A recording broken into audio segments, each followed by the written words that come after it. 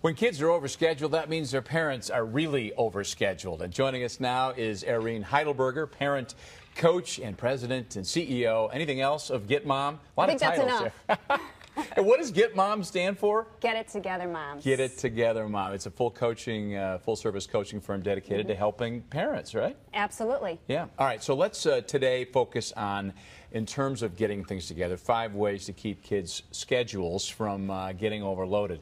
Sounds like a pretty simple topic, but you have various points you want to emphasize as to how to handle this, Definitely. right? All right. So my first point that I say to moms is they have to be the ones who are in charge of the child's schedule and not the child. Because if a child is allowed to dictate his own day, well, he's going to do everything that he wants, everything under the sun, and that's exactly when life gets totally out of control. So remember who's in charge. Absolutely. Okay. Mom and the parents are in charge. All right.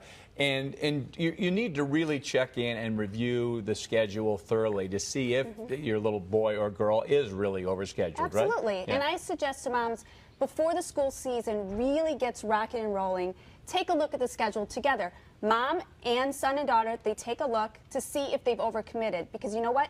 When a family overcommits, that's when they start to rush and yell at each other, and that's when it gets crazy. Tension mounts and then things explode at certain points, That's right? right. All right, so you need to sort of limit the activities, right? I mean, they might want to join every club and get involved in every sport, but it just isn't all doable, right? Right, and that is when mom has to be the bad cop, and she has to limit the amount of activities that she lets her child participate in.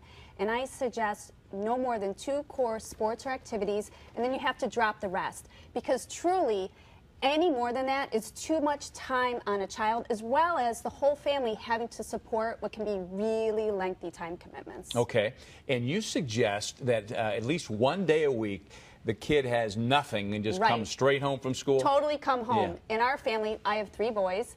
I'll pick them up right from school. We'll go for an early dinner at 4 o'clock. Then we get home.